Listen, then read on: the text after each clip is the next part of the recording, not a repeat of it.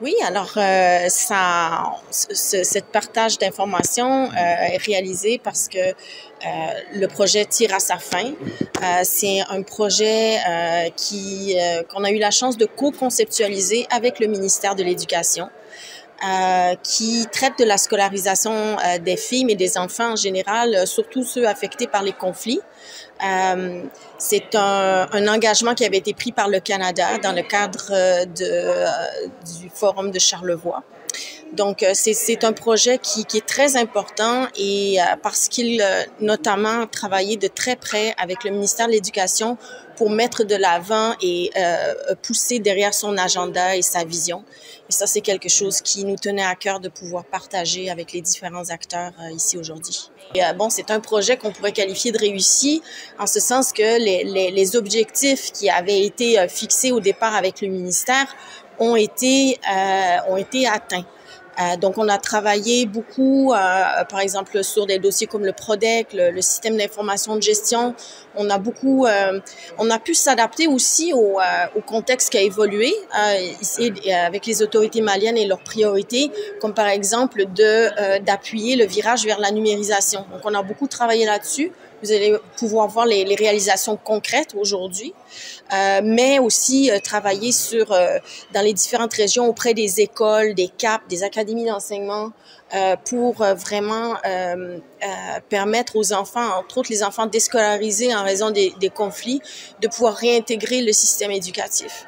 On a aussi beaucoup travaillé et ça aussi c'est une adaptation qu'on a dû faire vu les changements dans le contexte, mais on a beaucoup travaillé aussi avec les déplacés qui viennent des régions comme de Gao, Mopti et Tombouctou et qui sont maintenant près de Bamako pour travailler avec, en fait, aider aux moyens de subsistance pour que les enfants et la scolarisation des enfants puissent être prises en charge. Donc, il y a une multitude de choses qui a été faites dans ce projet-là, mais je vous dirais que personnellement, ce qui me tient énormément à cœur, c'est cette collaboration-là avec le ministère de l'Éducation et les différentes directions techniques. Cette session de partage est une session qui s'inscrit dans la redevabilité.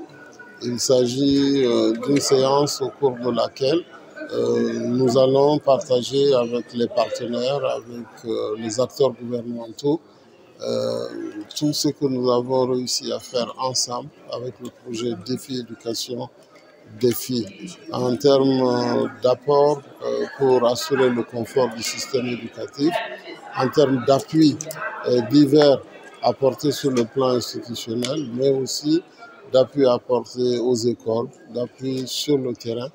Et dans ce sens-là, cette activité est une activité pour dire qu'est-ce que le projet Défi a fait, où est-ce que nous sommes rendus et qu'est-ce qui reste à faire. Donc pour nous, c'est un exercice naturel qui s'inscrit dans le sens de la redevabilité pour que les communautés, les populations, l'État à divers niveaux sachent ce qui a été fait, qui est important et qui nous a permis d'atteindre des résultats. Pour ce qui concerne particulièrement la Direction nationale de l'enseignement fondamental, les appuis ont surtout concerné la mise en œuvre de la politique nationale de scolarisation des filles.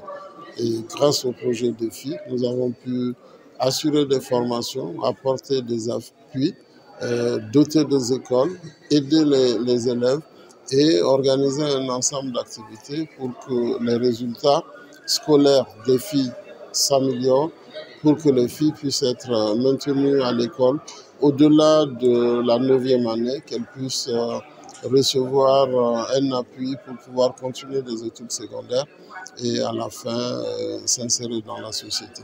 Donc c'est en gros cela le sens de cette activité qui est très importante à nos yeux dans la mesure où elle permet aux communautés, comme je l'ai dit, mais aussi aux décideurs et aux partenaires techniques et financiers de savoir où est-ce que nous sommes rendus dans le cadre de ce projet dont les bénéfices sont très importants pour l'école malienne. Nous avons particulièrement travaillé avec le projet dans la zone de Ségou, où le projet a quand même mené un ensemble d'activités très très importantes. Et j'ai pu moi-même personnellement suivre toutes les actions qui se sont passées dans la zone de Ségou. Mais les activités du projet ne se sont pas limitées à cette zone et vont bien au-delà.